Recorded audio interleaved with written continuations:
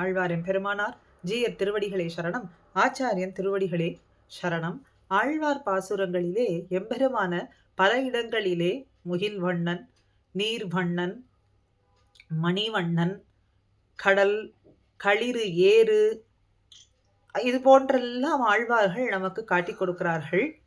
தொண்டர்களையும் மயில், வண்டு, இது போன்றெல்லாமும் நமக்கு ஆழ்வார் பாசுரங்களிலே பார்க்க முடிகின்றது.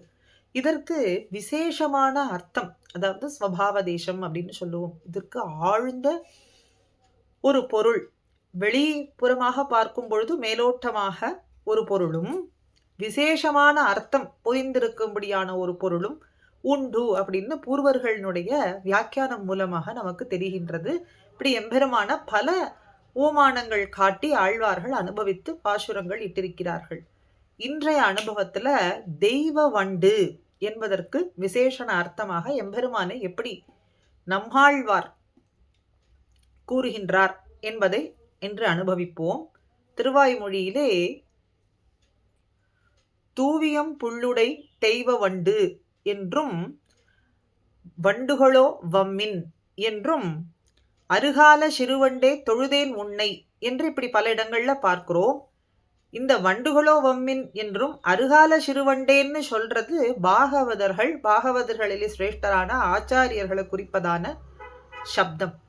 ஆனால் இன்று தூவியம் புள்ளுடை தெய்வ வண்டுங்கிறது எம்பெருமானையே குறிக்கக்கூடியதா இருக்கு. அது எப்படி விசேஷணமிட்டு சொல்றார் அப்படின்னா, 7 பொருத்தங்களாலே இங்கே நமக்கு பொருந்தும்படி எம்பெருமானும் வண்டும் அப்படின்னு காட்டுகின்றார். முதல்ல வண்டை சாரகிரகி அப்படின்னு சொல்லுவார்கள்.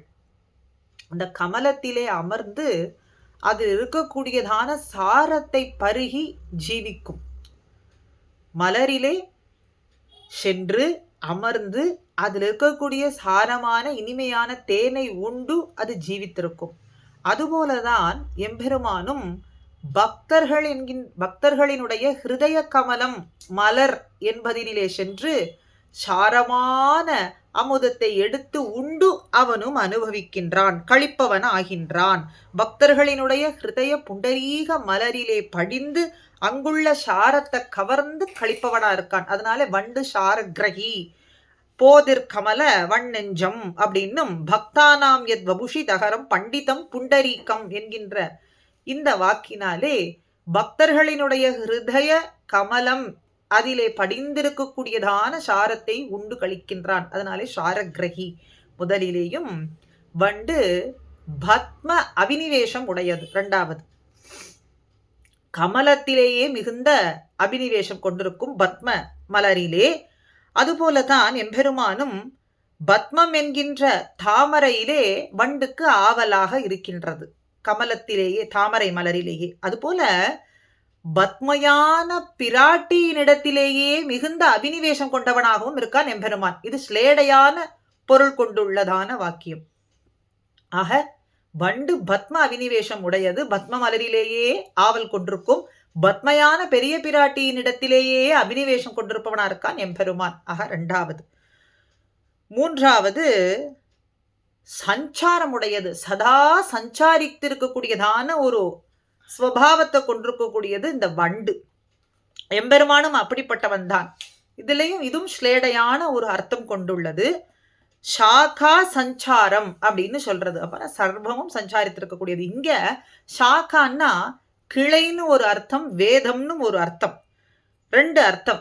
கிளைக்கும் வேதங்களுக்கும் பெயர் ஷாகா, ஷாக்கை அப்படின்னு சொல்றோம். வண்டுகள் கிளைகளிலே சஞ்சாரிக்கக்கூடியது, சஞ்சாரித்து கொண்டே இருக்கும். கிளைகளிலே தாவி தாவி சென்று இந்த வண்டுகள் சஞ்சாரிக்கும். அதுபோலதான் எம்பெருமான் ஷாக்கான்னு சொல்லக்கூடிய வேதங்களிலே எப்பொழுதும் சஞ்சரித்து கொண்டே இருப்பான். வேத பிரதிபாத்தியனானவன், நான்மறையின் சொற்பொருளாய் நிற்கின்றான். ஒவ்வொரு பதமும் பிரதிபாதிக்கப்படுவது எம்பெருமானையே, ஒவ்வொரு வாக்கியமும் பிரதிபாதிக்கப்படுவது எம்பெருமானையே அப்படின்னு இப்படி வேதங்களிலே சஞ்சரிக்கக்கூடியவனா இருக்கான் எம்பெருமான். ஆக சாக்கா சஞ்சாரிக்கக்கூடியதான ஸ்வபாவம் உண்டு அப்படின்னு மூன்றாவதும். நான்காவது, வண்டு எப்பொழுதும் கேட்கும்படியான இனிமையான கீதத்தையே பாடும் அப்படின்னு சொல்றார்கள். தென்னா தெனாவென்று அப்படின்னு ஆழ்வார்கள் பாசுரங்கள்ல பல இடங்கள்ல நாம் பார்க்கலாம். அப்படித்தான் எம்பெருமானும் குழவினோசை செவியை பத்தி வாங்க அப்படின்னு சொல்றது போல எம்பெருமானுக்கும் செவிக்கினியதான வேதங்களாலே கேட்கும் பொழுது செவிக்கினிமையதாக இருக்கின்றது. அப்படி அந்த வேதங்கள் எம்பெருமானையே கை காட்டுகின்றது, பறைசாற்றுகின்றது. அப்படிங்கிறதுனால இது செவிக்கினியதான கீதத்தை பாடுவது அப்படிங்கிறத ஒற்றுமை 4ஆவதும். 5ஆவது, வண்டு ஒரு ஜாதியிலே மிக அரிதானது. வேட்டு வேளான் அப்படின்னு சொல்லக்கூடியதான ஒரு குளவி, அப்படி அல்பமானது ஒரு புழு, அதை வைத்து ஊதி தன்னோடு ஒற்றுமை பெற்றதாகும்படிக்கு பண்ணுமாம். இந்த இடத்துல காட்டுகின்றார்கள் பெரியோர்கள், அற்பமானதொரு புழு, குளவி, வேட்டு வேளான்னு சொல்றது. அப்படி அதை ஊதி தன்னோடு ஒற்றுமை பெற்றுக்கொள்ளும்படிக்கு பண்ணும் அப்படின்னு. அப்படி குளவி தன்னிறமாக்கும் அப்படிங்கிற பழமொழி பிரசித்தம்னு சொல்றார்கள்.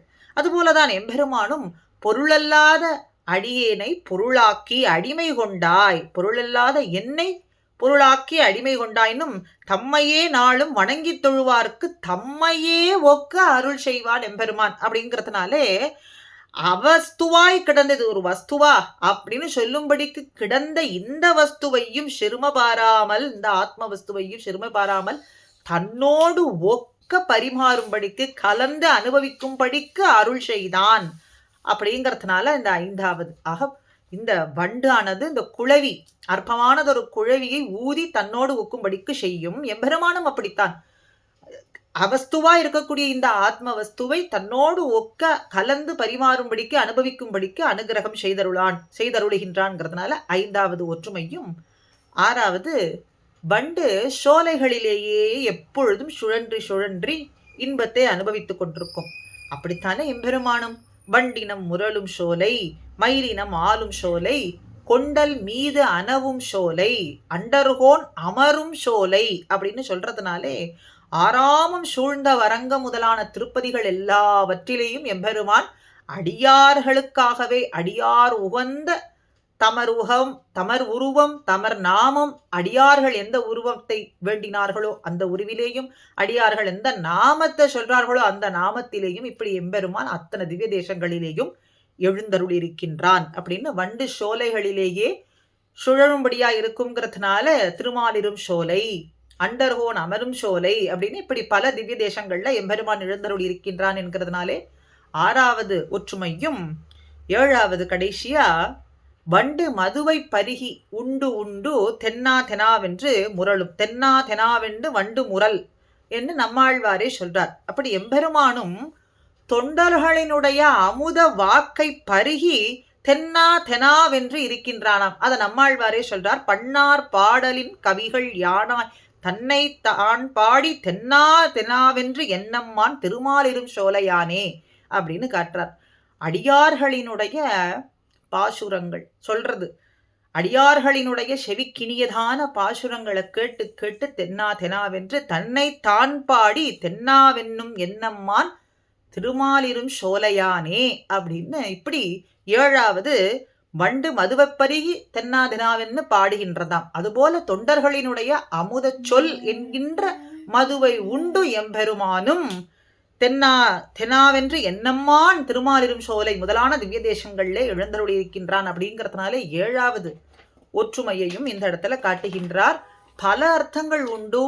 மணிவண்ணன், நீர்வண்ணன், முகில்வண்ணன், நிதி, இப்படி பல விஷயத்துக்கு களிறு என்பது போன்றவற்றுக்கெல்லாம் ஸ்வபாவதேச அர்த்தங்கள் பலபடியாக நமக்கு பூர்வர்கள் ஆழ்வார்கள் பாசுரங்களை கொண்டு நமக்கு சாதித்து காட்டியிருக்கிறார்கள். இன்று நாம் அனுபவித்தது தெய்வ வண்டு. இதுபோல விசேஷ அர்த்தங்களை தொடர்ந்து அனுபவிப்போம். ஸ்ரீமதே ராமானுஜாய நமஹா.